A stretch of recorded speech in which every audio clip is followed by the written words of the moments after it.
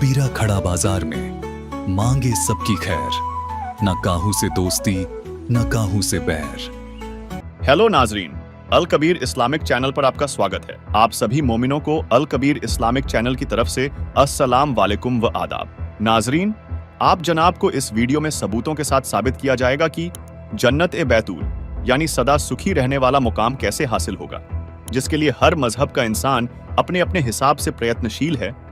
आप जनाब पहले इस वीडियो को देखिए जो न्यूज नेशन चैनल पर चलाई हुई है, जिसमें एक मुस्लिम भाई जो कि मौलवी हैं और एक एक्स मुस्लिम भाई हैं। आइए जानते हैं मुस्लिम मजहब के प्रति इनका अनुभव क्या क्या रहा। नाजरीन, सबसे पहले तो हम न्यूज नेशन चैनल का शुक्रिया अदा करना चाहते हैं, जिसने इस्लाम के विद्वानों को आमने सामने बैठाकर इस्लाम की इबादत का असली मतलब समझाने का मौका दिया। हम आपको मजहब की जो तस्वीर दिखाने जा रहे हैं वो आज तक आपने कभी इतने साफ तरीके से नहीं देखी होगी। इस वीडियो को आखिर तक देखें और जानें वो बातें जो अब तक आपसे छिपी हुई थी। नमस्कार, आप देख रहे हैं हमारा खास शो क्या कहता है इस्लाम। मैं हूं पिनाज और लगातार हमारी कोशिश है अपने शो के जरिए हम किसी की धार्मिक आस्था या भावनाओं को आहत नहीं करना चाहते, बल्कि इस्लाम के इर्द गिर्द जो सवाल समाज में उठते हैं या जो विवाद जन्म लेते हैं या कोई भी ऐसा मुद्दा जिसको लेकर विरोधाभासी बयान सामने आते हैं मौलवी आलिमों के, तो उनको लेकर कुरान या हदीस क्या कहती हैं ये जानने समझने की कोशिश करें तर्क के आधार पर। और इसीलिए हम अपने शो में इस्लाम के जानकारों को इन्वाइट करते हैं। फिर भी हम आपसे गुजारिश करते हैं कि आप खुद भी इनकी कही हुई बातों को सत्यता की कसौटी पर परखें। आप खुद कुरान हदीस को पढ़ें, जानें और अपने स्तर पर भी इस्लाम के स्कॉलर से जानकारी लेकर ही अपनी राय बनाएं। और आज इस मुद्दे पर मैं बात करने जा रही हूँ। मुद्दा ये है कि कई बार हमने ऐसे बयान सुने हैं, कई बार इस तरह की बातें सामने आती हैं कि या तो मुसलमान बनो नहीं तो जहन्नुम में जाओ। यानी कि अगर आप मुसलमान नहीं हैं तो कुरान और हदीसों के मुताबिक आपका नरक में जाना, जहन्नुम में जाना ये तय है, चाहे आप कितने भी अच्छे इंसान क्यों ना हो। क्या वाकई में कुरान हदीस ऐसा कहती हैं कि दुनिया में दो तरह के लोग हैं, एक मुसलमान और बाकी दूसरी दुनिया, और जो दूसरी दुनिया है वो नरक में जाएगी, जहन्नुम में जाएगी? इसी सवाल का जवाब तलाशने की हम कोशिश करेंगे। हमारे साथ दो खास मेहमान हैं। हमारे साथ एक्स मुस्लिम समीर हैं और मौलाना अशरफ जिलानी साहब इस वक्त मौजूद हैं, मुस्लिम धर्मगुरु हैं। मौलाना अशरफ जिलानी साहब, मुझे बताइए, क्या कुरान या हदीस में कहीं ऐसा लिखा है कि अगर आप इस्लाम को नहीं मानते हैं तो आपके लिए जहन्नुम की जगह मुकर्रर हुई है?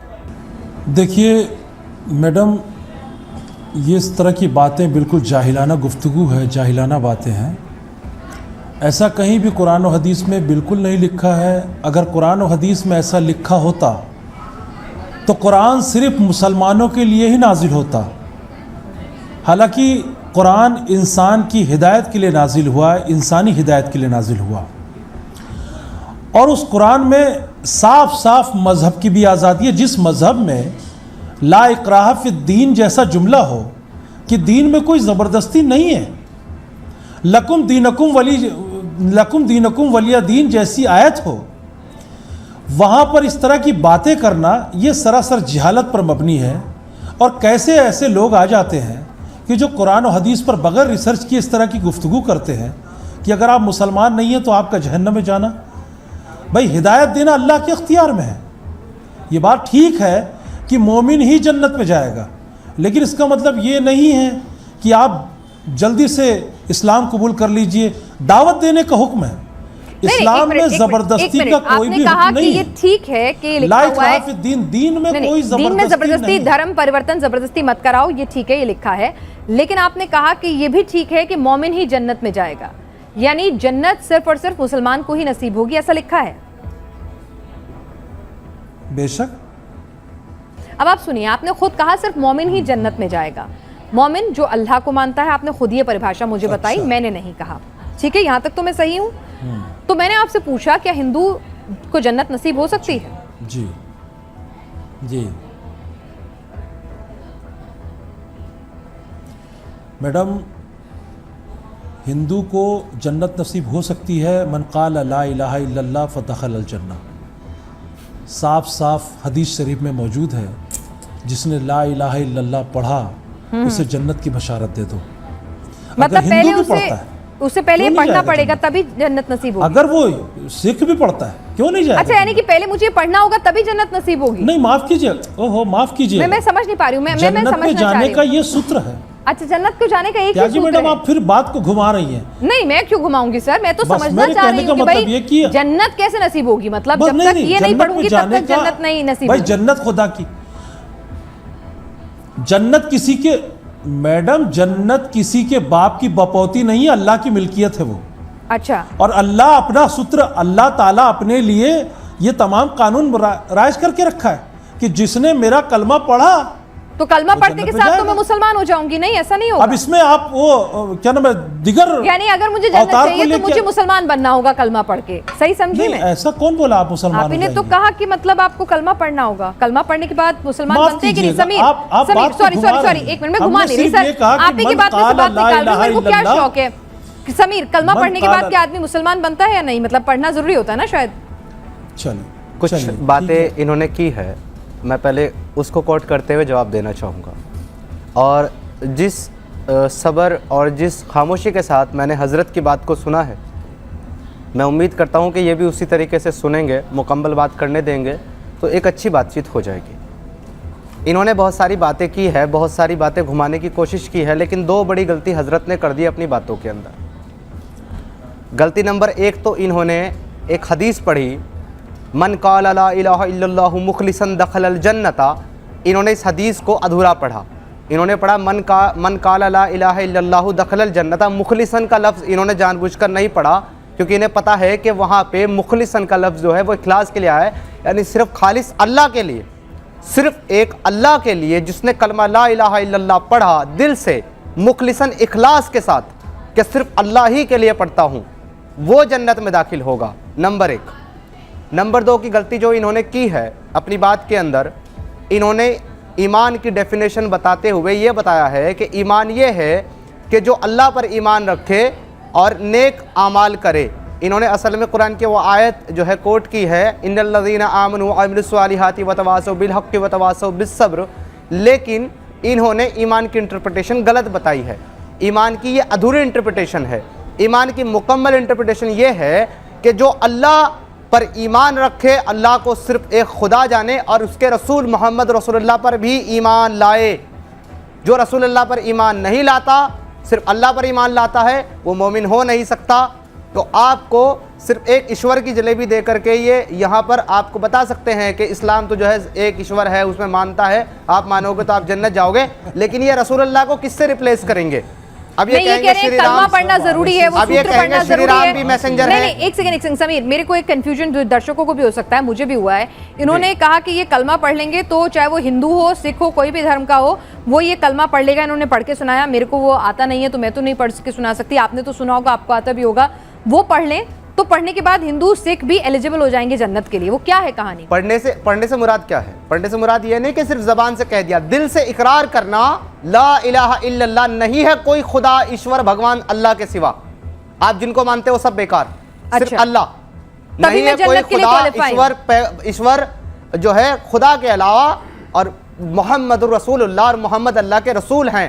ये दो जुज़ हैं इस कलमे के। दोनों पर जो ईमान रखेगा, मोहम्मद को रसूल मानेगा, अल्लाह को खुदा मानेगा, वो जन्नत में जाने का हकदार है, वो भी नेक आमाल के साथ। अगर नेक आमाल नहीं करता, बुरे अमल करता है, बुरे काम करता है, तो अपने अमालों की सजा भुगत के जन्नत में जाएगा। लेकिन वो जाएगा जो कलमा दिल से इकरार करेगा और ये मान लेगा कि सिर्फ अल्लाह खुदा है और अल्लाह के सिवा किसी और को भगवान नहीं माने। अगर आप ये सोचती हैं कि चले मैं मान लेती हूँ कि अल्लाह ईश्वर है, भाई उस पर मैं बिलीव करती हूँ, लेकिन साथ में मैं जो है राम जी को भी मानती हूँ, कृष्णा जी को भी मानती हूँ, या गुरु नानक देव जी को भी मानती हूँ, किसी और को भी मानती हूँ, आपने शिर्क किया और अल्लाह सारे गुनाह माफ़ करेगा, शिर्क का गुनाह माफ़ नहीं करेगा। शिर्क करने वाला मुशरिक कभी भी जन्नत में नहीं जाएगा। नाजरीन, न्यूज नेशन चैनल पर चली इस वीडियो का कुछ हिस्सा हमने आप जी को दिखाने के लिए लिया है।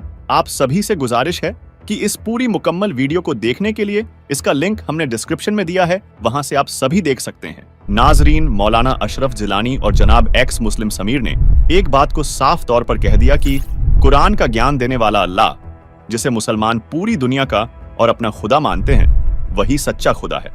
अगर कोई इस अल्लाह और हजरत मोहम्मद जी जो उनके रसूल हैं पर ईमान लाता है और किसी अन्य देवता जैसे राम, कृष्ण या नानक जी को अल्लाह के बराबर नहीं मानता, यानी उन्हें शरीक नहीं करता, तथा ला इलाहा इल्लल्लाह यानी नहीं है कोई खुदा ईश्वर भगवान इस अल्लाह के सिवा जो कुरान का ज्ञान दे रहा है, ये कलमा दिल से पढ़ेगा वही लोग जन्नत के हकदार होंगे। नाजरीन, अगर आपको ये जानना है कि क्या सिर्फ अल्लाह और उसके रसूल पर ईमान लाने से ही जन्नत का दरवाजा खुलता है, तो इस वीडियो को अंत तक जरूर देखें, क्योंकि ये वीडियो आपको वो सच दिखाएगा जिसे समझना हर इंसान के लिए जरूरी है।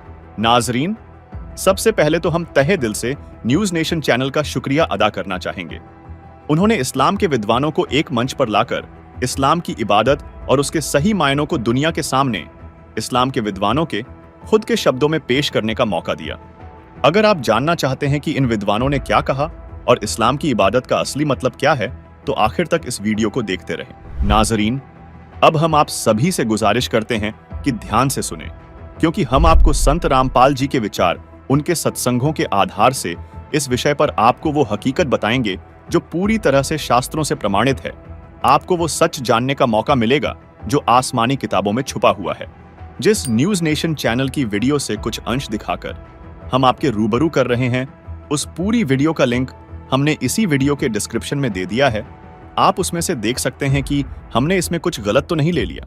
बाखबर संत रामपाल जी के बताए अनुसार पहले यह सिद्ध करते हैं कि जिस अल्लाह ने कुरान का इल्म हजरत मोहम्मद जी को दिया है, उसी ने पुस्तक जबूर का इल्म हजरत दाऊद जी को दिया, उसी ने पुस्तक इंजिल का इल्म हजरत ईशा जी को दिया, उसी अल्लाह ने तौरेत का इल्म हजरत मूसा जी को दिया। दिलचस्प बात यह है कि पाक कुरान का इल्म देने वाले ने पाक कुरान सूरा काफ 18 आयत 60 से 82 में कुरान का इल्म देने वाला हजरत मूसा जी को कह रहा है कि तुम्हारा इल्म अल खिद्र के इल्म के सामने कुछ भी नहीं है। आइए जानते हैं इस गहरे रहस्य की पूरी सच्चाई को। हजरत मूसा जी यहूदी धर्म के व्यवस्थापक के रूप में जाने जाते हैं। काल ब्रह्म ने उन्हें ज्ञान बताया, उसी आधार से उन्होंने अपने आप को सबसे ज्यादा इल्म वाला मान लिया। इसी कारण जब एक दिन हजरत मूसा सत्संग फरमा रहे थे, तो उनसे एक सत्संगी ने पूछा कि हे मूसा, आज के दिन जमीन पर सबसे ज्यादा इल्म रखने वाला शख्स कौन है? हजरत मूसा ने बड़े गर्व से उत्तर दिया, मैं। काल ब्रह्म को मूसा का ये अंदाज बिल्कुल पसंद न आया और कहा कि मूसा, तेरी यह बात सुनकर मुझे बहुत दुख हुआ। तूने अपने आप को सबसे बड़ा इल्मी कैसे मान लिया? घुटनों के बल बैठे मूसा ने कहा कि मैं आपका भेजा हुआ रसूल हूँ और मुझे सारा इल्म आपसे हासिल है, इसलिए मैंने ये कह दिया कि आज जमीन पर मुझसे ज्यादा इल्म किसी के पास नहीं है। काल ब्रह्म ने कहा कि मूसा, जमीन पर तुझसे ज्यादा इल्म रखने वाला शख्स मौजूद है और तेरा इल्म उसके इल्म के सामने कुछ भी नहीं है। मूसा ने कहा कि हे अल्लाह, मैं उस शख्स से मिलना चाहता हूं ताकि मैं वो इल्म हासिल कर सकूं जो मेरे पास नहीं है। वो शख्स कहां रहता है और कैसे मिलेगा, ये बताने की मेहरबानी कीजिए। काल ब्रह्म ने मूसा जी को अल खिज्र के पास भेज दिया। उसके बाद मूसा अल खिज्र के पास पहुंचे। वह अपना परिचय दिया। कहा, मुझे अल्लाह ने आपसे इल्म सीखने के लिए भेजा है। आप मुझे वो नेक इल्म सिखा दें जो आपके पास है। अल खिज्र ने कहा कि अच्छा, अगर आप मेरे साथ चलना ही चाहते हो तो ध्यान रहे, आप किसी भी चीज के बारे में मुझसे सवाल ना कीजिएगा जब तक मैं खुद उसके बारे में ना बताऊं। लेकिन हजरत मूसा अल खिज्र जी की शर्तों पर खरे नहीं उतर पाए, जिस कारण उन्हें अल खिज्र जी से बिना इल्म प्राप्त किए ही वापस लौटना पड़ा।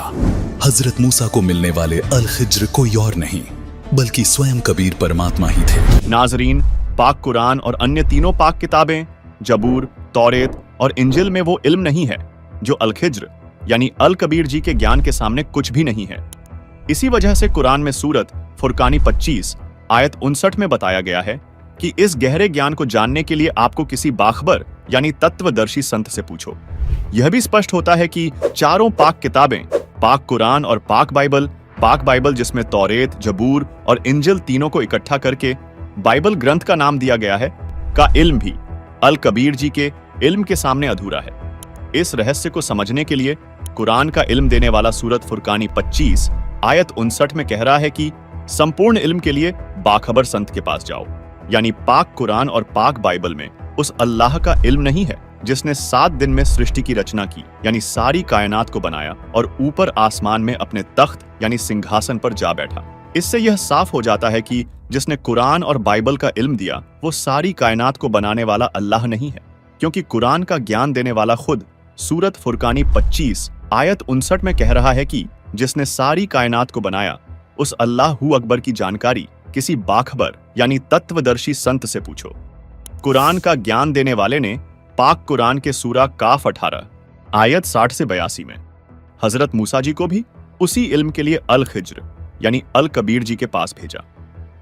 नाजरीन, अगर कुरान का ज्ञान देने वाले को पूरा इल्म होता तो वो हजरत मोहम्मद जी या हजरत मूसा जी को कह देता कि उस पाक किताब की फलां आयत में सब कुछ लिखा है, वहीं पढ़ लो। लेकिन ऐसा पाक पुस्तकों में नहीं लिखा है। चारों पाक किताबों में सिर्फ इतना ही कहा गया है कि संपूर्ण आध्यात्मिक ज्ञान यानी इल्म किसी बाखबर से पूछो। नाजरीन, जैसा कि आपने इस न्यूज नेशन चैनल की डिबेट वाली वीडियो में देखा, यहाँ दो व्यक्ति थे, एक मौलाना अशरफ जिलानी और दूसरा जो खुद को एक्स मुसलमान कहता है कि मैं मुसलमान नहीं हूँ लेकिन फिर भी मुसलमान धर्म की वकालत कर रहा है। इन दोनों ने जो कुछ भी साबित करने की कोशिश की वह इस प्रकार है। एंकर पिनाज त्यागी ने सवाल किया कि क्या केवल वे मोमिन जो कुरान का इल्म देने वाले अल्लाह और हजरत मोहम्मद जी पर ईमान लाते हैं सिर्फ वही जन्नत यानी स्वर्ग में जाएंगे? क्या अन्य धर्मों के लोग जैसे हिंदू, सिख और ईसाई जन्नत में नहीं जा पाएंगे? इस सवाल का मुसलमान मौलाना अशरफ जिलानी जी कोई स्पष्ट उत्तर नहीं दे पाए। उनका भी इशारा यही था कि केवल मुसलमान ही जन्नत में जा सकते हैं। वहीं डिबेट में अपने आप को एक्स मुसलमान कहने वाले समीर ने भी इसी बात को तर्कों के साथ मजबूत किया कि कुरान का इल्म देने वाला अल्लाह ही सबसे बड़ा अल्लाह है और उसके बराबर कोई नहीं। इसलिए एक ही कलमा कहा गया है, ला इलाहा इल्लल्लाह, यानी इस अल्लाह के सिवा कोई खुदा, ईश्वर या भगवान नहीं है जो कुरान का ज्ञान दे रहा है। ईमान की मुकम्मल इंटरप्रिटेशन ये है कि जो अल्लाह पर ईमान रखे, अल्लाह को सिर्फ एक खुदा जाने और उसके रसूल मोहम्मद रसूलुल्लाह पर भी ईमान लाए। जो रसूलुल्लाह पर ईमान नहीं लाता, सिर्फ अल्लाह पर ईमान लाता है, वो मोमिन हो नहीं सकता।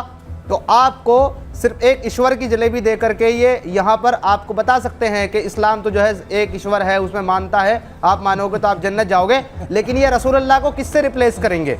अब ये कहेंगे श्री कलमा राम पढ़ना जरूरी है, वो अब ये सूत्र पढ़ना कहेंगे श्री जरूरी राम है। भी मैसेंजर है। नहीं, एक सेकंड समीर, मेरे को एक कंफ्यूजन जो दर्शकों को भी हो सकता है, मुझे भी हुआ है। इन्होंने कहा कि ये कलमा पढ़ लेंगे तो चाहे वो हिंदू हो, सिख हो, कोई भी धर्म का हो, वो ये कलमा पढ़ लेगा। इन्होंने पढ़ के सुनाया, मेरे को वो आता नहीं है तो मैं तो नहीं पढ़ के सुना सकती। आपने तो सुना होगा, आपको आता भी होगा। वो पढ़ लें तो पढ़ने के बाद हिंदू सिख भी एलिजिबल हो जाएंगे जन्नत के लिए। वो क्या है कहानी? पढ़ने से मुराद क्या है? पढ़ने से मुराद ये नहीं कि सिर्फ जबान से कह दिया, दिल से इकरार करना ला इलाहा इल्लल्लाह, नहीं है कोई खुदा, ईश्वर, भगवान अल्लाह के सिवा। आप जिनको मानते हो सब बेकार, सिर्फ अल्लाह। नहीं है कोई खुदा, ईश्वर जो है खुदा के अलावा, और मोहम्मद रसूलुल्लाह और मोहम्मद अल्लाह के रसूल हैं। ये दो जुज़ हैं इस कलमे के। दोनों पर जो ईमान रखेगा, मोहम्मद को रसूल मानेगा, अल्लाह को खुदा मानेगा, वो जन्नत में जाने का हकदार है।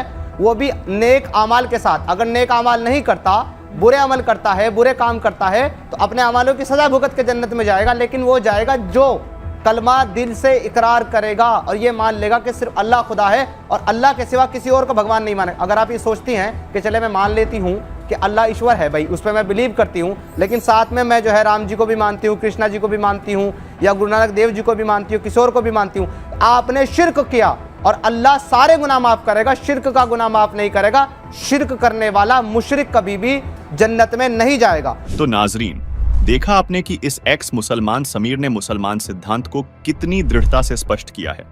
उनका दावा है कि जो कुरान का इल्म दे रहा है, जिसे मुसलमान भाई अपना अल्लाह मानते हैं, उसके सिवा अगर कोई श्री राम, कृष्ण जी, नानक जी या ईशा जी को मानता है तो वह जन्नत में नहीं जाएगा। समीर का तर्क है कि अल्लाह के साथ अन्य देवताओं को मानने का मतलब शरीक करना है और ऐसे व्यक्ति जन्नत में नहीं जा सकते।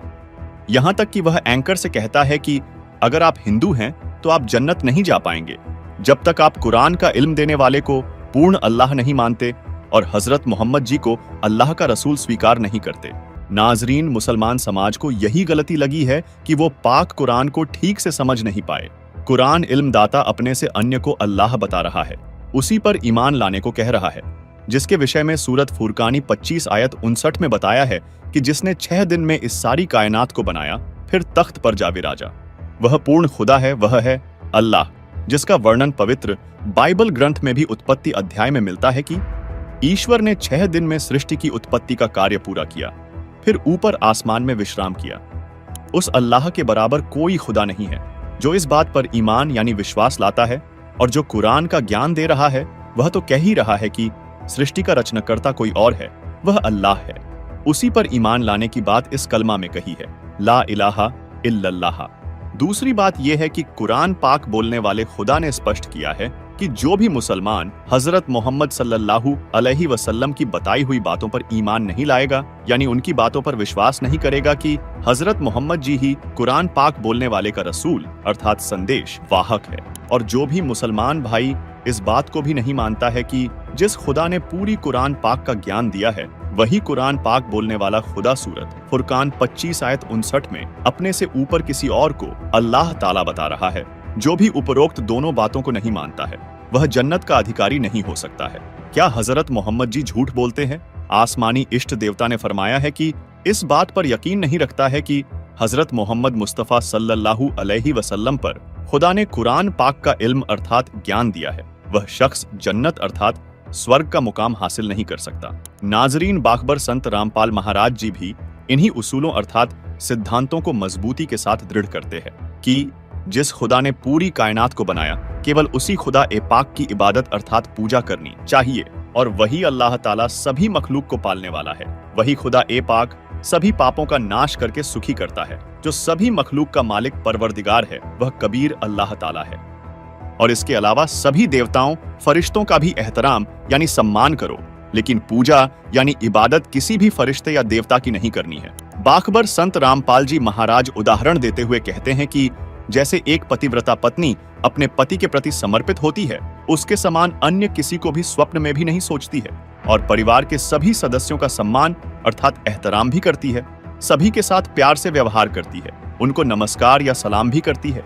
इसी प्रकार अध्यात्म मार्ग में मानना होता है कि किसी देवता फरिश्ते का सम्मान करना, सलाम करना शरीक नहीं माना जाता। ये भूल लगी है मुसलमान समाज को। यदि इबादत व पूजा की जाती है तो वह शरीक अर्थात शिर्क माना जाता है। यदि देवताओं को, फरिश्तों को अन्य किसी भी पीर पैगंबर की अल्लाह ताला के बराबर ही इबादत की जाती है तो वह शिर्क माना जाता है। और रही बात हजरत मोहम्मद मुस्तफा सल्लल्लाहु अलैहि वसल्लम की, जो कुरान ज्ञानदाता का रसूल यानी संदेश वाहक होने पर ईमान लाना यानी विश्वास करना, इसमें बाखबर संत रामपाल जी महाराज व उनके शागिर्दों को किसी भी प्रकार की कोई आपत्ति नहीं है, क्योंकि यह पूर्णतः सत्य है कि कुरान ज्ञानदाता ने सारा इल्म अपने सबसे प्यारे रसूल हजरत मोहम्मद मुस्तफा सल्लल्लाहु अलैहि वसल्लम के ऊपर नाजिल किया है। नाजरीन, इसमें भी हमें कोई एतराज नहीं है कि कुरान पाक बोलने वाला अपने से अन्य अल्लाह ताला के बारे में सूरत फुरकान 25 आयत 52 से 59 में भी निर्देश दे रहा है कि जिस परवरदिगार ने सारी कायनात की रचना की और 7वें दिन तख्त पर जा विराजा, वह कबीर अल्लाह ताला है, वह सबसे बड़ा खुदा परवरदिगार है। इसीलिए इन दोनों बातों पर ईमान और विश्वास करना हमारा मूल कर्तव्य है। लेकिन नाजरीन, ये भी स्पष्ट है कि कुरान पाक का इल्म बोलने वाला अल्लाह ताला है ही नहीं, क्योंकि ये तो कुरान पाक की सूरत फुरकान 25 आयत 52 से 59 में अपने से अन्य अल्लाह ताला के विषय में बोल रहा है कि वह खुदा जिसने आसमान और जमीन जो भी कुछ इसके दरमियान है सबको 6 दिन में बनाया और 7वें दिन तख्त पर जा विराजा। उस विषय में किसी बाखबर यानी तत्वदर्शी संत से पूछो, स्पष्ट हुआ कि कुरान पाक बोलने वाला अल्लाह ताला है ही नहीं। नाजरीन, इससे ये भी साबित होता है कि कुरान पाक बोलने वाले के अलावा जिस परवरदिगार के बारे में इन आयतों में बोला गया है उस खुदा पर ही ईमान लाने के लिए बोला गया है, न कि कुरान पाक बोलने वाले के ऊपर ईमान लाने के लिए बोला गया है। इसमें हमें कोई एतराज नहीं, इन बातों को भी हम पूर्णतया सत्य मानते हैं। लेकिन आप सभी मोमिनों को ये जानना भी बहुत जरूरी है कि कुरान पाक बोलने वाला जिसको आप जनाब अल्लाह ताला मानते हो वो अल्लाह ताला है ही नहीं, बल्कि वो तो अपने से अन्य किसी और अल्लाह ताला के बारे में बोल रहा है जो सर्वशक्तिमान और कादिर कबीर खुदा है। ये बात भी पूर्णतया सत्य है और इन बातों को हम पूर्णतया सत्य मानते हैं, इसमें हमें कोई एतराज नहीं है। नाजरीन, मुसलमान की इबादत असल में क्या है? 5 वक्त की नमाज, अजान यानी ऊंची आवाज में प्रार्थना करना और ईद, बकरीद, जकात जैसे मजहबी कर्तव्यों को निभाना, क्या यही है मुसलमान की पूरी इबादत? क्या इन रिवाजों के अलावा भी कुछ और है जो सच्ची इबादत को परिभाषित करता है? पाक कुरान तो कुछ और ही संकेत कर रही है।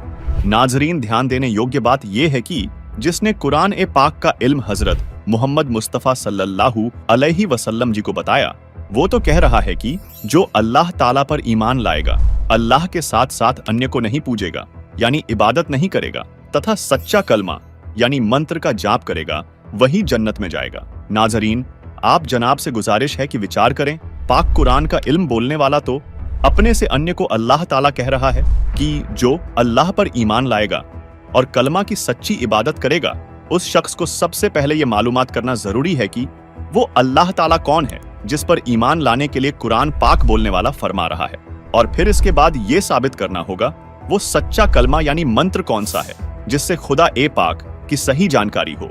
नाजरीन, पाक कुरान शूरा अश-शूरा 42 आयत नंबर 1 और 2 में ऐन सीन काफ इस कलमे की जानकारी सांकेतिक रूप में दी गई है। पहले यह जानना अनिवार्य है कि वो अल्लाह ताला कौन है जिस पर ईमान लाने के लिए कुरान ज्ञान दाता कह रहा है। नाजरीन, बाखबर संत रामपाल जी ने पहले ही स्पष्ट कर दिया है कि जिसको मुसलमान भाई अपना अल्लाह मानते हैं, जिसने कुरान का इल्म दिया है, वो खुद भी पूरी सच्चाई नहीं जानता। अगर आप पाक कुरान की सूरत फुरकानी 25 की आयत 52 से 59 को देखें तो कुरान का ज्ञान देने वाले ने खुद से किसी और को अल्लाह बताया है। ये कुरान का इल्म देने वाला उस असली अल्लाह की जानकारी भी नहीं रखता कि कौन है वो अल्लाह जो पूर्ण मोक्षदायक है, जिसने इस सारी कायनात को बनाया और फिर तख्त पर जा बैठा। कुरान का इल्म देने वाले ने साफ कह दिया कि संपूर्ण जानकारी किसी बाखबर यानी तत्वदर्शी संत से पूछो। इस गहरे रहस्य को जानने से पहले मुसलमान भाइयों को सबसे पहले यह स्पष्ट करना होगा कि क्या कुरान का इल्म देने वाला वास्तव में अल्लाह है भी या नहीं, क्योंकि कुरान का ज्ञान देने वाला बार बार जिस अल्लाह की ओर इशारा कर रहा है वह कौन है।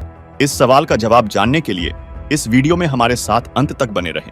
बाखबर संत रामपाल जी ने बताया है कि जो कुरान का इल्म दे रहा है वह काल रूपी ब्रह्म है, जिसे संत भाषा में शैतान कहा जाता है। इस्लाम में इसे इब्लीस और पाक बाइबल में इसे डेविल के नाम से भी जाना जाता है।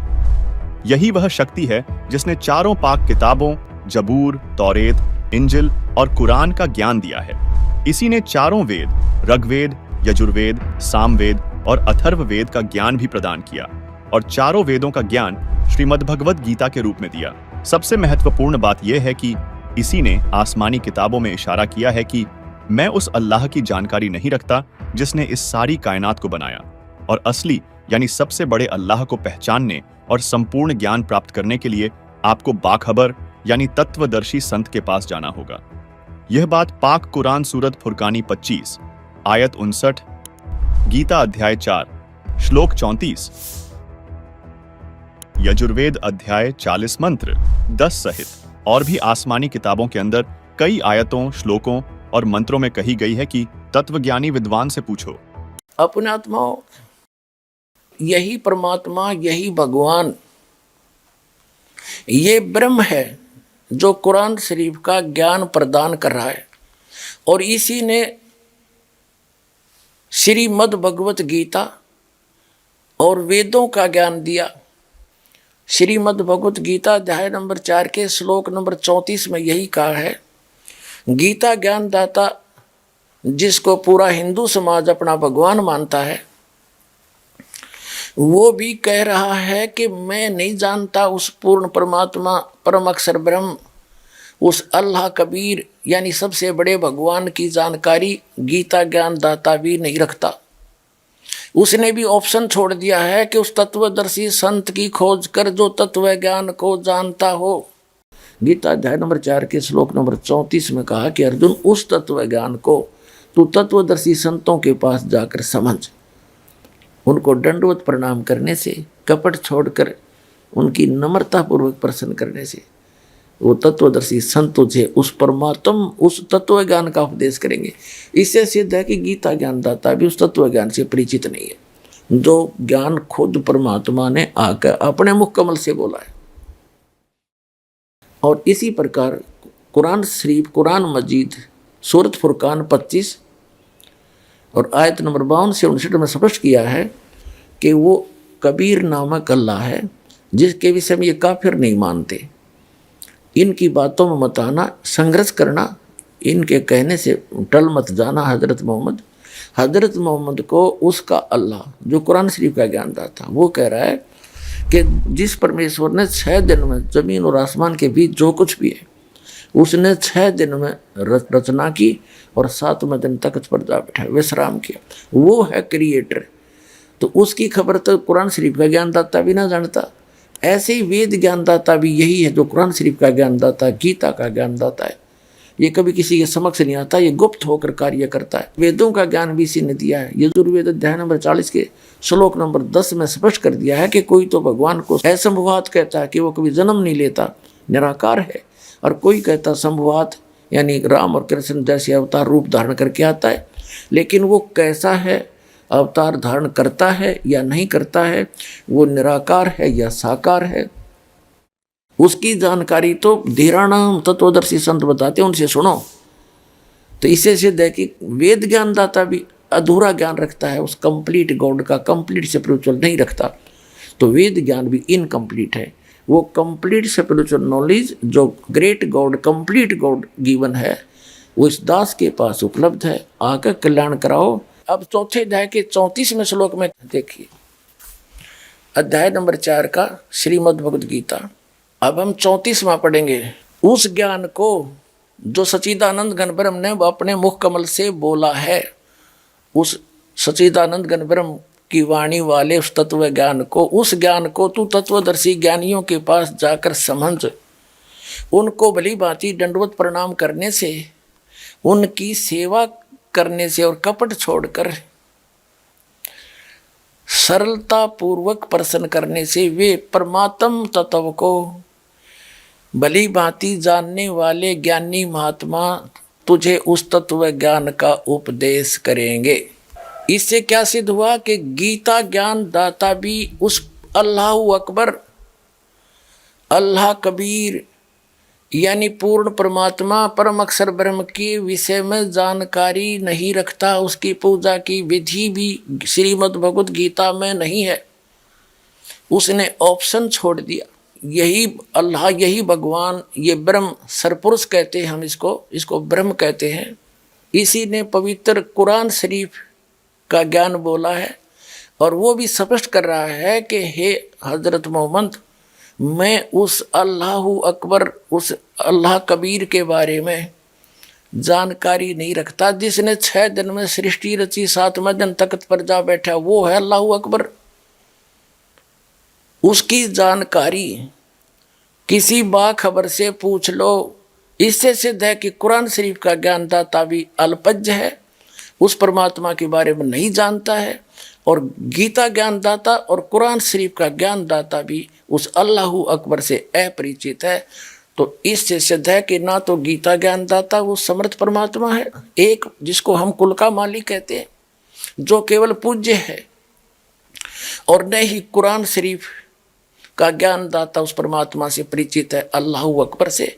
इससे सिद्ध है कि हिंदू धर्म और मुसलमान धर्म के श्रद्धालु उस समर्थ की पूजा नहीं कर रहे जिसकी करनी चाहिए, ये भी भ्रम के अंदर है। इति सिद्धम।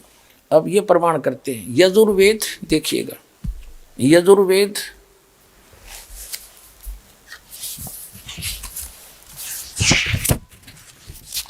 ये कहाँ से प्रकाशित है, अनुवादित है। प्रकाशक है सार्वदेशी कार्य प्रतिनिधि सभा 2/5 महर्षि दानंद भवन, रामलीला मैदान, नई दिल्ली से। महर्षि दानंद सरस्वती द्वारा इसका अनुवाद है, तजुर्मा है। मुद्रक है Prince offset printers, 1510 Pataudi house, Daryaganj, नई दिल्ली से। ये देखिएगा, ये 40वां अध्याय है, 44वां अध्याय 40वां, और यजुर्वेद भाष्यम ये 40वां अध्याय है। यहाँ देखिएगा इसमें क्या कहा। इस 40वें अध्याय का 10वां श्लोक है। इसमें वेद ज्ञान दाता कहता है, मनुष्यों, जैसे हम लोग धीराणा मन मेधावी योगी विद्वानों से अर्थात तत्वदर्शी संतों से, जिनका ज्ञान स्थिर है, धीर है, टिकाऊ है। तत्वदर्शी संतों यानी मेधावी योगी माने तत्वदर्शी संतों से जो वचन सुनते हैं, वे लोग हमारे लिए प्रति विचक्षरे यानी व्याख्यान पूर्वक, विस्तार पूर्वक कहते हैं। वे लोग संभवात माने जन्म लेने वाला, संयोग जन्य जन्म लेने वाला। असंभवात माने उत्पन्न नहीं होने वाला। आहु माने कहते हैं, उत्पन्न होने वाला कारण अत्यंत आहु कहते हैं इति। इस बात को तुम भी सुनो। अब वेद ज्ञान दाता कह रहा है कि कुछ तो परमात्मा को कहते हैं वो संभवात माने जन्म लेकर उत्पन्न होकर श्री राम श्री कृष्ण रूप में आता है। कुछ तो यहाँ डटे हुए हैं साकार भगवान मानते हैं, और कुछ कहते हैं वो जन्म लेता ही नहीं, असंभवात, वो अजन्मा है। कहते वेद ज्ञान दाता कहता है वो यानी कुछ निराकार मानते हैं, कुछ साकार रूप में मानते हैं, तो राम और श्री कृष्ण जी के रूप में मानते हैं। इसकी जानकारी भी वो तत्वदर्शी संत बतावेंगे। वो साकार है या निराकार, वो जन्म लेकर आता है या वैसे आता है, इसकी जानकारी भी उन धीराणाम यानी तत्वदर्शी संतों से, मेधावी ज्ञानी विद्वानों से सुनो, वो बतावेंगे। अब वेद ज्ञान दाता वही है जो गीता ज्ञान दाता है। अब उसके बाद 17वें मंत्र में स्पष्ट कर दिया है कि वो पूर्ण परमात्मा अल्लाहु अकबर तो गुप्त है, प्रोक्ष है। उसकी जानकारी ना वेद में है, ना गीता में है, ना कुरान के अंदर है। इन्होंने स्पष्ट कर दिया उसकी जानकारी जो प्रोक्ष है, उसकी जानकारी तत्वदर्शी संत बाखबर जानते हैं। ना वो पवित्र कुरान शरीफ के अंदर है, ना पवित्र श्रीमद् भगवद गीता में, ना पवित्र वेद में। अब देखो ये 44 से 40वां अध्याय है और इसका 17वां मंत्र, 15वां हमने वहां पढ़ लिया। इसमें क्या लिखा है ये अनुवाद देखो इस अनुवादकर्ता का। हे मनुष्यों, जिस ज्योति स्वरूप रक्षक मुझ से अविनाशी यथार्थ कारण के आच्छादित मुख के तुल्य उत्तम अंग का प्रकाश किया जाता है, जो वह प्राण व सूर्य मंडल में पूर्ण परमात्मा है, यानी वेद ज्ञान दाता से अन्य है वो पूर्ण परमात्मा अल्लाहु अकबर। वह प्रोक्ष, वो तो गुप्त है, और अहम मैं वेद ज्ञान दाता में, खम ब्रह्म और ओम ब्रह्म, ये खम ब्रह्म हम हिंदी बाद में देखेंगे। ओम यानी ये है सो अहम, सो असव अहम, ओम खम ब्रह्म। वो अहम माने मैं, ये देखो अहम माने मैं तो खम ब्रह्म, मैं ब्रह्म हूँ और दिव्य आकाश रूपी ब्रह्म लोक में रहता हूँ और मेरा ओम नाम है। और वो अल्लाहु अकबर, वो पूर्ण परमात्मा तो प्रोक्ष है, गुप्त है, उसकी जानकारी मुझे नहीं है। अब इससे क्या सिद्ध हो गया कि जिस खुदा ने, जिस अल्लाह ने कुरान शरीफ का ज्ञान दिया वो कंप्लीट गॉड नहीं है, वो कंप्लीट गॉड नहीं है, वो अल्लाहु अकबर नहीं है। और पूरा मुसलमान धर्म, पूरे मुसलमान धर्म के अनुयायी उस कुरान शरीफ के ज्ञानदाता को वो समर्थ मानकर, सर्वश्रेष्ठ मानकर, सर्वोच्च मानकर, सबसे बड़ा भगवान मानकर पूज रहे हैं। तो वो भी उस परमात्मा की पूजा ना करके अन्य देव की पूजा कर रहे हैं। इसी प्रकार श्रीमद् भगवद गीता जो पवित्र ग्रंथ है, पवित्र कुरान शरीफ की तरह, तो हिंदू धर्म के श्रद्धालु भी उस पूर्ण परमात्मा की भक्ति ना करके अन्य देव की पूजा करते हैं। अन्य देव की यानी ब्रह्म तक भी जो पूजा करते हैं वो आन उपासना में है, उस एक की पूजा नहीं है। और वेदों तक की पूजा करने वाले भी उस समर्थ के विषय में जानकारी नहीं रखते। वो तो स्पष्ट कर दिया इन तीनों पवित्र सदग्रंथों ने कि उसकी जानकारी तो कोई बाखबर तत्वदर्शी संत धीराणाम जानते हैं, उनके पास जाओ, वो बतावेंगे, उनके पास ज्ञान है। तो ये दास है वो तत्वदर्शी संत, वो बाखबर, राव और कल्याण करवाओ। अगर आप वास्तव में उस परमेश्वर की प्राप्ति करना चाहते हैं जो इस सारी कायनात को बनाने वाला है, जिसको जानने के बाद आप जन्नत में जा सकते हैं, तो आपको एक तत्वदर्शी संत यानी बाखबर की शरण लेनी चाहिए। यजुर्वेद अध्याय 40 मंत्र 10 में बताया गया है, परम अक्षर ब्रह्म जो समर्थ परमात्मा या अल्लाहु अकबर है, का ज्ञान केवल एक तत्वदर्शी संत से ही प्राप्त किया जा सकता है। इसी तरह गीता अध्याय 15 श्लोक 4 में कहा गया है कि तत्वदर्शी संत की प्राप्ति के बाद हमें परमेश्वर के उस परम पद की खोज करनी चाहिए, जहां जाने के बाद साधक फिर लौटकर संसार में नहीं आते, जो पूर्ण मोक्षदायक जन्नत है। गीता अध्याय 18 श्लोक 62 में भी स्पष्ट किया गया है कि हमें सर्वभाव से उस परमेश्वर की शरण में जाना चाहिए और उसकी कृपा से ही हमें परम शांति और सनातन परम धाम की प्राप्ति होगी। नाजरीन, परम शांति तो जन्नत में ही हो सकती है। उस जन्नत में जाने के लिए जो भक्ति साधना यानी इबादत करनी है, वह गीता अध्याय 17 श्लोक 23 में इबादत के मंत्र बताए हैं। उसके लिए 3 सांकेतिक नामों ओम तत् सत के असली नामों का जाप करने को कहा है तथा गीता अध्याय 3 श्लोक 10 से 15 में बताए गए यज्ञों को करना बताया है। परंतु यह ज्ञान भी अधूरा है। संपूर्ण मोक्ष मार्ग सूक्ष्म वेद यानी कलामे कबीर में बताया गया है। क्या आप जानते हैं, पाक कुरान की सूरत अश शूरा की 42 आयत 2 में 3 सांकेतिक नामों को ऐन, सीन और काफ के रूप में पेश किया गया है, लेकिन इनका असली मतलब सिर्फ बाखबर संत रामपाल जी ही जानते हैं। जब से इस्लाम मजहब शुरू हुआ तब से लेकर आज तक इस रहस्य को सिर्फ बाखबर संत रामपाल जी ने ही उजागर किया है। मुस्लिम विद्वानों ने इन आयतों को यह कहकर छोड़ दिया कि इसका रहस्य सिर्फ अल्लाह ही जानता है, और कुरान देने वाले ने इन आयतों को यह कहकर छोड़ दिया कि यह रहस्य बाखबर से पूछो। यह रहस्य और जानकारियां आपको चौंका देंगी।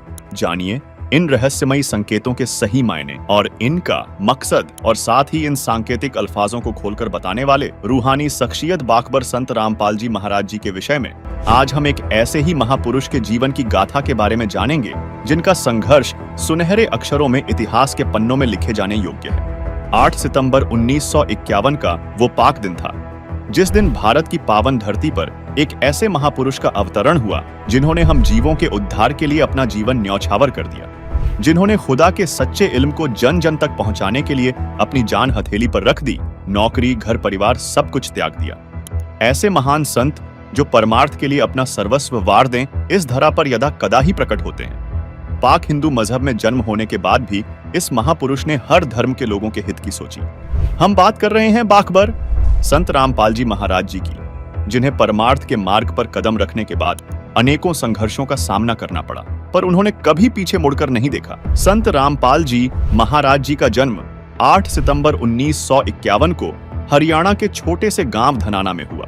पढ़ाई लिखाई पूरी कर संत रामपाल जी सिंचाई विभाग में जूनियर इंजीनियर के पद पर कार्यरत हुए। रामकृष्ण की भक्ति करने वाले संत रामपाल जी महाराज को अल्लाहु अकबर का ज्ञान स्वामी रामदेवानंद जी से प्राप्त हुआ तथा 17 फरवरी 1988 को संत रामपाल जी ने नाम दीक्षा ली और तन मन धन से सच्चे अल्लाह की इबादत करने लगे। सन 1994 में स्वामी रामदेवानंद जी ने संत रामपाल जी महाराज को नाम दीक्षा देने का आदेश दिया और उनसे कहा कि तेरे समान इस विश्व में संत नहीं होगा, और यहीं से हुई संत रामपाल जी महाराज के द्वारा हमारे लिए शुरू की गई भक्ति मार्ग की यात्रा। गुरुपद प्राप्त करने के बाद संत रामपाल जी महाराज ने घर घर जाकर सत्संग व पाठ करना शुरू किया, लेकिन धीरे धीरे गुरुपद की जिम्मेदारियां बढ़ गईं और फिर संत रामपाल जी महाराज ने सभी जीवों के कल्याण के लिए अपनी नौकरी से त्याग पत्र दे दिया। जब संत रामपाल जी महाराज जी ने नौकरी छोड़ी तब वह नौकरी ही उनके परिवार के निर्वाह का एकमात्र साधन था, पर अपने सतगुरु के आदेश का पालन करने के लिए और अल्लाह के बच्चों के उद्धार के लिए उन्होंने नौकरी त्याग दी। उन्होंने अपने परिवार तथा बच्चों को अल्लाह के भरोसे छोड़ दिया और खुदा के लिए अपना जीवन समर्पण कर दिया। एक बार घर त्याग देने के बाद संत रामपाल जी कभी मुड़कर घर वापस नहीं गए। उन्होंने अपने कुछ भक्तों के सहयोग से गांव-गांव, नगर-नगर जाकर तत्व ज्ञान का प्रचार किया, सर्व धर्मों के शास्त्रों का अध्ययन किया और उनमें से एक अल्लाह का सच्चा ज्ञान निकालकर भक्त समाज के सामने रख दिया। दिन रात सत्संग किए, पुस्तकें लिखी, 20-20 घंटे लगातार काम किया। समाज में व्याप्त कुरीतियों तथा नकली धर्म गुरुओं, संतों और मौलाना काजियों द्वारा फैलाए गए गलत ज्ञान पर दृढ़ लोगों ने परम संत और उनके द्वारा दिए गए सत्ज्ञान का बहुत विरोध किया। पर बाखबर संत रामपाल जी महाराज जी द्वारा दिया गया अल्लाह कबीर साहेब का ज्ञान ऐसा था जैसे तोप का गोला हो जिसके आगे कोई टिक नहीं सका, और ज्ञान सब ज्ञानड़ी, कबीर ज्ञान सो ज्ञान, जैसे गोला तोप का करता चले मैदान। ऐसा ही संकेत कबीर परमात्मा ने कबीर सागर में किया है कि सारा संसार सत्य भक्ति अपनाएगा और आदि सनातन धर्म पूरे विश्व में प्रतिष्ठित हो जाएगा।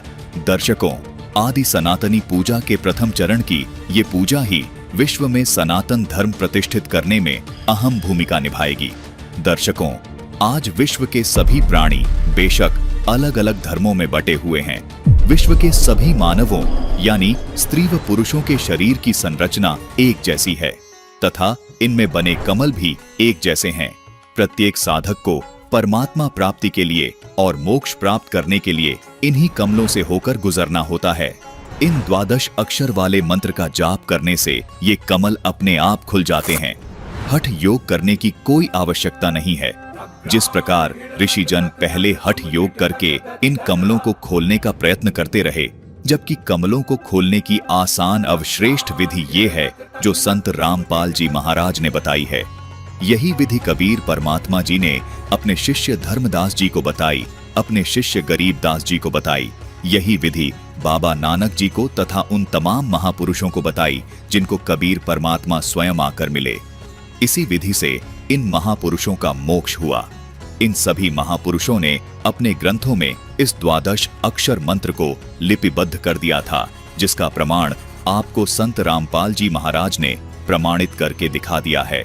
दर्शकों, विचारणीय विषय ये भी है कि यदि आज के वर्तमान धर्म गुरुओं के अनुसार यदि भक्ति साधना की जाए तो विश्व कल्याण नामुमकिन है, क्योंकि जो साधना मुस्लिम धर्म में बताई जा रही है वो हिंदू धर्म में तथा अन्य धर्मों में नहीं बताई जा रही। इसका मतलब हिंदू समाज का तथा अन्य धर्मों के लोगों का मोक्ष होना असंभव है। इसी प्रकार जो साधना हिंदू धर्म के धर्मगुरु बता रहे हैं वो साधना मुस्लिम धर्म व अन्य धर्मों में नहीं बताई जा रही।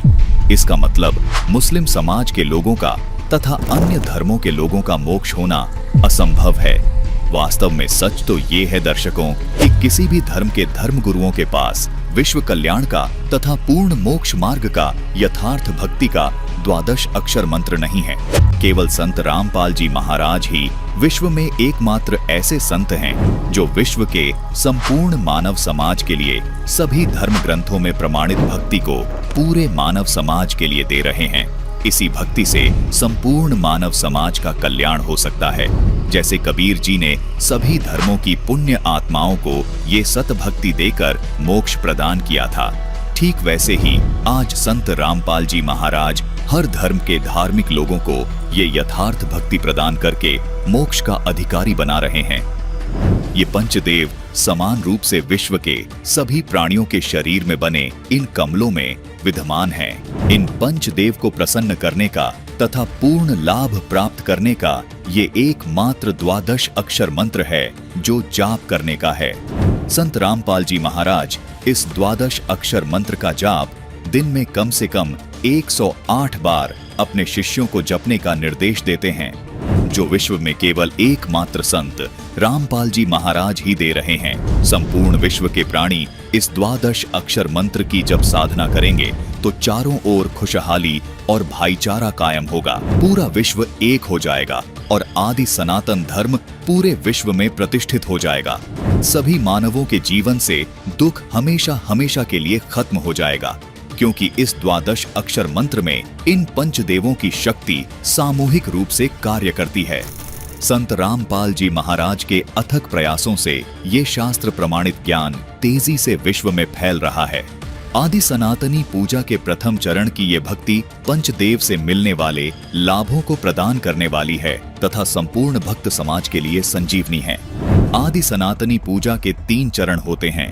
प्रथम चरण की साधना में इन पंचदेव की साधना के मंत्र होते हैं। उसके बाद दूसरे चरण की साधना, जो कि सनातनी पूजा भी कहलाती है, इसके मंत्र होते हैं ओम तत्, यहाँ तत् सांकेतिक मंत्र है। उसके बाद तीसरे चरण की साधना आदि सनातनी पूजा कहलाती है।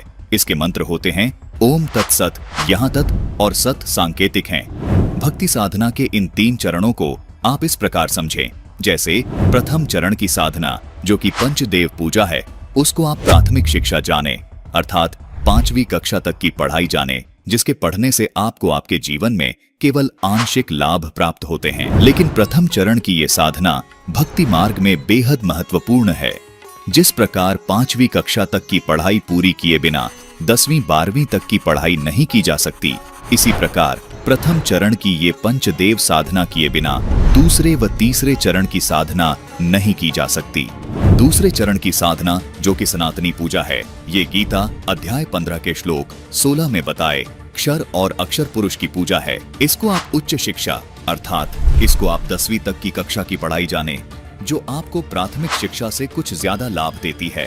तीसरे चरण की साधना जो कि आदि सनातनी पूजा है, गीता जी अध्याय 17 के श्लोक 23 में भी इसका वर्णन है। ये गीता अध्याय 8 के श्लोक 3 में बताए परम अक्षर ब्रह्म की पूजा है। इसको आप सर्वोच्च शिक्षा जाने, जो कि आपको सब सुख और लाभ प्राप्त करवाती है। दर्शकों, केवल संत रामपाल जी महाराज ही आध्यात्मिक मार्ग की भक्ति साधना इस प्रकार 3 चरण में पूरी करते हैं। इसी कड़ी में संत रामपाल जी महाराज ने पाक इस्लाम धर्म की इल्हामी किताबों का अध्ययन करना शुरू किया तथा कलामे पाक से ऐसे अद्भुत प्रमाण बताए जिसको देख व सुनकर आप दांतों तले उंगलियां दबाने पर मजबूर हो जाएंगे। नाजरीन, पवित्र कुरान शरीफ में 2 आयत ऐसी हैं जिनके बारे में सभी अनुवादक स्वयं कहते हैं कि इन 2 आयतों का अर्थ स्वयं खुदा ही जानता है।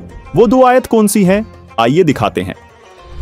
नाजरीन, ये है पवित्र कुरान शरीफ की सूरह अश सूरा 42 की आयत नंबर 1 और 2, जिसमें आप देख सकते हैं कि हामीम और ऐन सीन काफ अक्षरों का अर्थ नहीं किया गया है। आइए इसे विस्तार से समझाते हैं। सबसे पहले पहली आयत को समझते हैं। हां अरबी वर्णमाला का अक्षर है जो देवनागरी यानी हिंदी वर्णमाला का ह अक्षर है। मीम अरबी वर्णमाला का अक्षर है जो देवनागरी यानी हिंदी वर्णमाला का म अक्षर है। यानी सीधा संकेत किया गया है कि हां को डिकोड करने के बाद जो निकल कर सामने आएगा वो ह अक्षर से शुरू होगा, और मीम को डिकोड करने के बाद जो निकल कर सामने आएगा वो म अक्षर से शुरू होगा। दर्शकों, अब आपको बता दें कि हां अक्षर हक शब्द का कोड वर्ड है और मीम अक्षर माबूद शब्द का कोड वर्ड है। यानी हामीम को डिकोड करने के बाद निकला हक माबूद, जिसका अर्थ है यथार्थ पूजा। अगर हम इसके साथ आयत 2 भी जोड़कर देखते हैं तो और साफ तस्वीर निकलकर सामने आती है। इन दोनों आयतों को मिलाकर बना हक माबूद के ऐन सीन काफ मंत्र, मतलब यथार्थ पूजा के ऐन सीन काफ मंत्र हैं। आइए अब दूसरी आयत के रहस्य से भी पर्दा उठाते हैं। ऐन अरबी भाषा की वर्णमाला का अक्षर है जो देवनागरी यानी हिंदी वर्णमाला का अ अक्षर है। सीन अरबी भाषा की वर्णमाला का अक्षर है जो देवनागरी हिंदी भाषा का स अक्षर है। इसी तरह काफ भी अरबी वर्णमाला का अक्षर है जो देवनागरी हिंदी वर्णमाला का क अक्षर है। नाजरीन, यहाँ रहस्य की बात यह है कि जो गीता अध्याय 17 श्लोक 23 में परम अक्षर ब्रह्म यानी पूर्ण परमात्मा को पाने के जो ओम तत् सत मंत्र बताए हैं, उनके वास्तविक मंत्र के प्रथम अक्षर का संकेत है। जैसे ओम का पहला अक्षर अ है, कुरान शरीफ में इसी ओम को ऐन कहा है, यानी यह ए अक्षर ओम का कोड वर्ड है। इसी प्रकार जो तत् नाम है उसका वास्तविक मंत्र सोहम है, जिसको कुरान शरीफ में सीन कहा गया है, यानी स अक्षर सोहम शब्द का प्रथम अक्षर है जो कुरान शरीफ में लिखे सीन अक्षर का कोड वर्ड है। इसी प्रकार कुरान शरीफ में बताया गया काफ मंत्र गीता में बताए गए तीसरे सत मंत्र के वास्तविक मंत्र का पहला अक्षर है जो कोड वर्ड है। इसका खुलासा यहां नहीं किया जा सकता। इन दोनों आयतों को डिकोड करने के बाद जो निकलकर सामने आया है वो है यथार्थ पूजा के ऐन सीन काफ मंत्र हैं, और ये मंत्र व इनको जाप करने की विधि केवल संत रामपाल जी महाराज ही बता सकते हैं। नाजरीन, यदि आपको मोक्ष कराना है तो धर्म व पंथ की सीमाओं से ऊपर उठकर एक होना पड़ेगा। इस 3 नाम के मंत्र का जाप करना होगा। सूरत फुरकान 25 आयत 59 में कहा है कि जिस अल्लाह ताला ने 6 दिन में इस सारी कायनात को बनाया और 7वें दिन तख्त पर जा विराजा, वह स्वयं अल्लाह कबीर है। उसकी खबर किसी बाखबर यानी कि तत्वदर्शी संत से पूछो।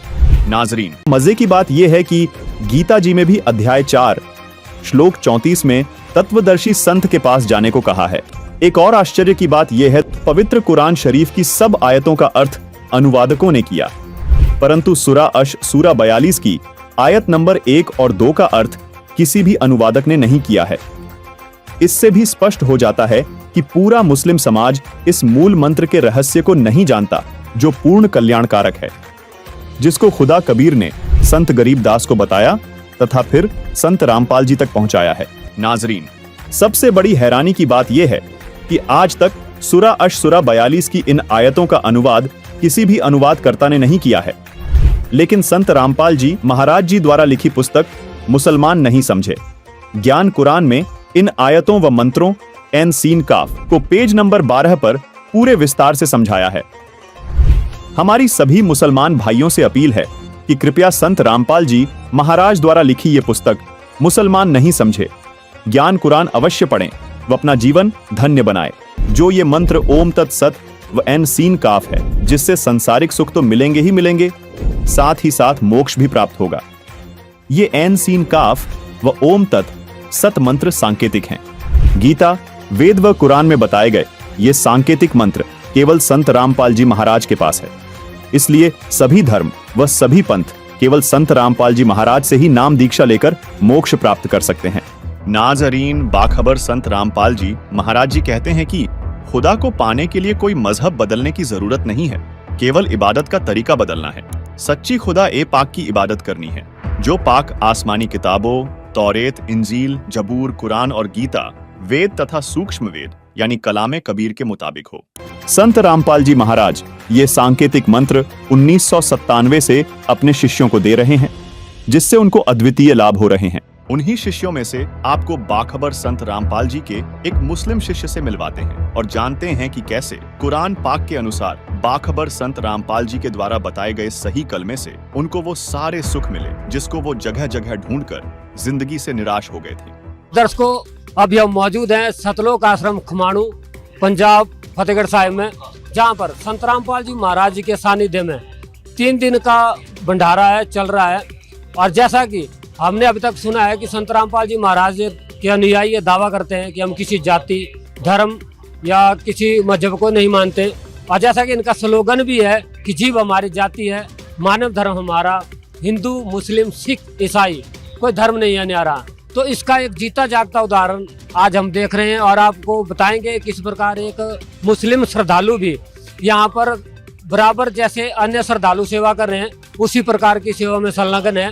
और आपको रूबरू कराएंगे, इन्हीं से पूछेंगे, इन्हीं से बात कराएंगे और जानेंगे क्या है सत्य और किस प्रकार ये संत रामपाल जी महाराज की शरण में आए और क्या इनका रहा अनुभव यहाँ आने का।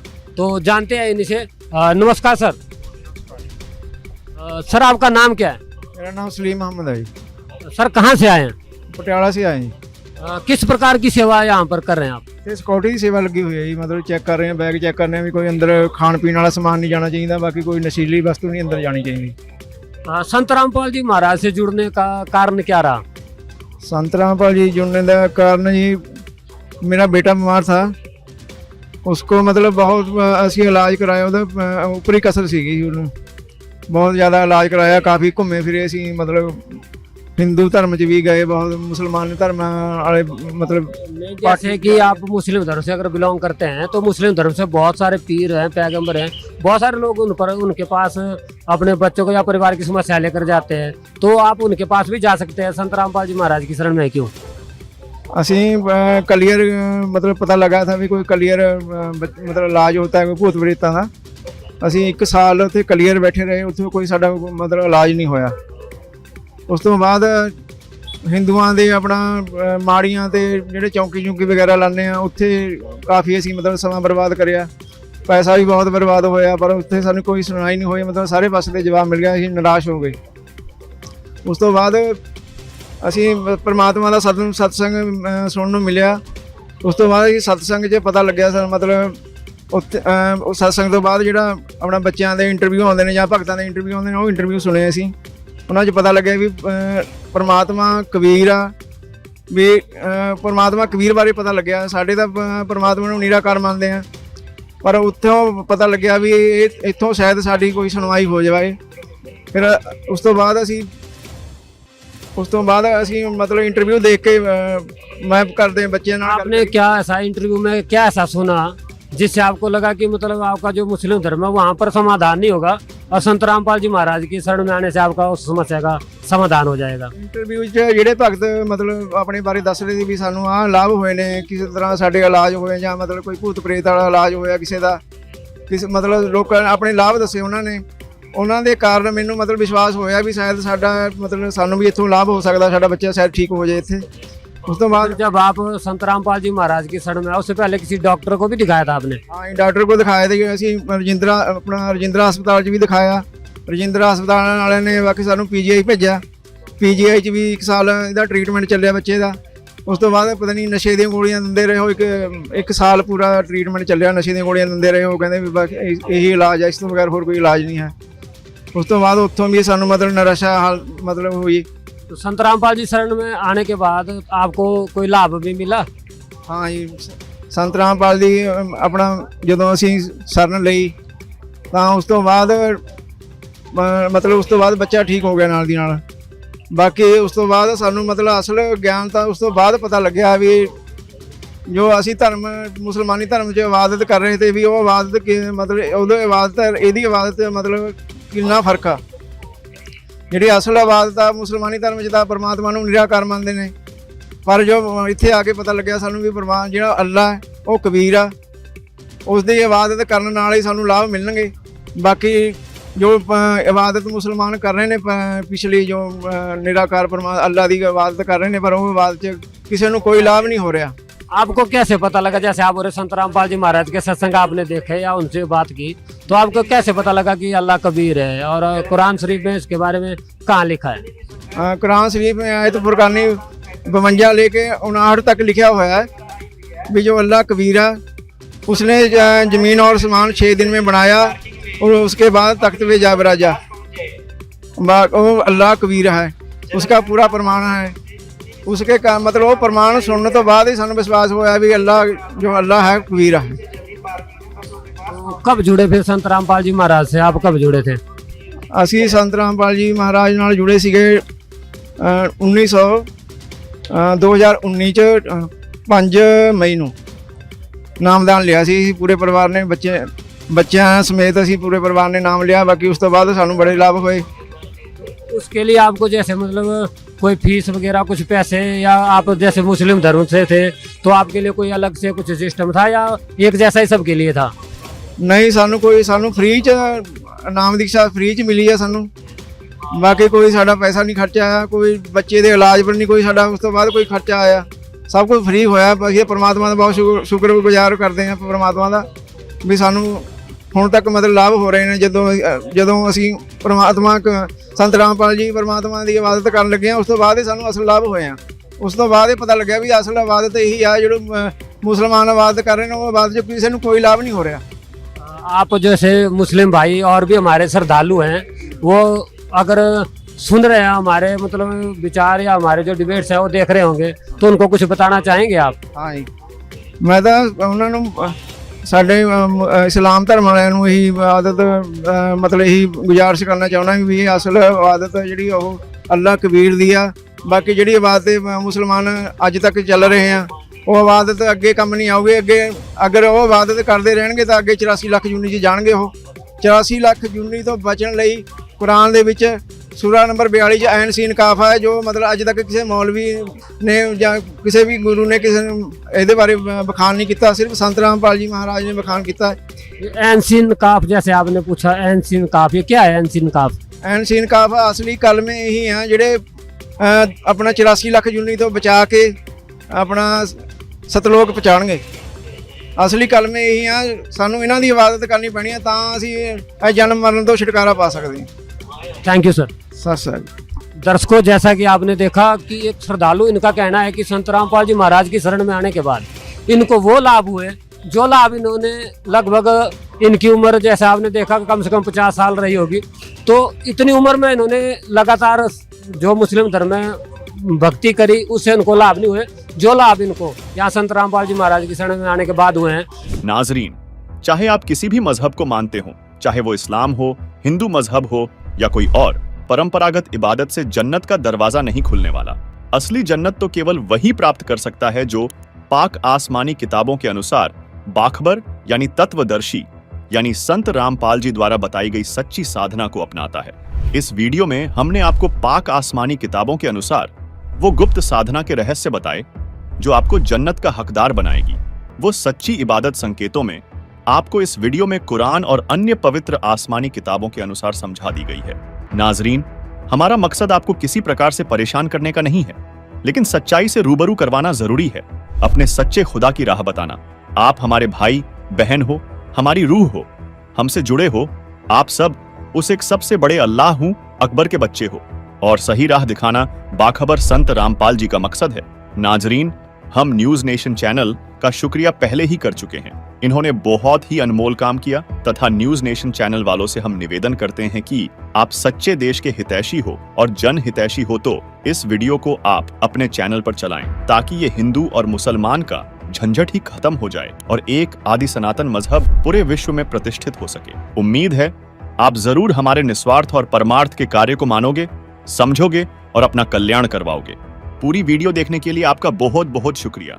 नाजरीन, अगर आपको अभी भी कोई शंका है या आप हमसे सवाल पूछना चाहते हैं तो नीचे दिए गए कमेंट बॉक्स में अपना सवाल लिख दीजिए। हमारी टीम आपके सवाल का जवाब जरूर देगी। अगर आप अपनी शंकाओं के समाधान के लिए हमसे सीधे बात करना चाहते हैं तो इन फोन नंबरों पर हमें फोन कर सकते हैं। नाजरीन, अगर आपको इस्लाम मजहब और कुरान पाक की आयतों की सही तर्जुमानी को अच्छी तरह से और सरल भाषा में जानना है तो इस पाक किताब मुसलमान नहीं समझे ज्ञान कुरान में सभी शंकाएं समूल समाप्त की गई हैं। कृपया दिल थामकर धैर्य के साथ पढ़ोगे तो दांतों तले उंगली दबाते रह जाओगे।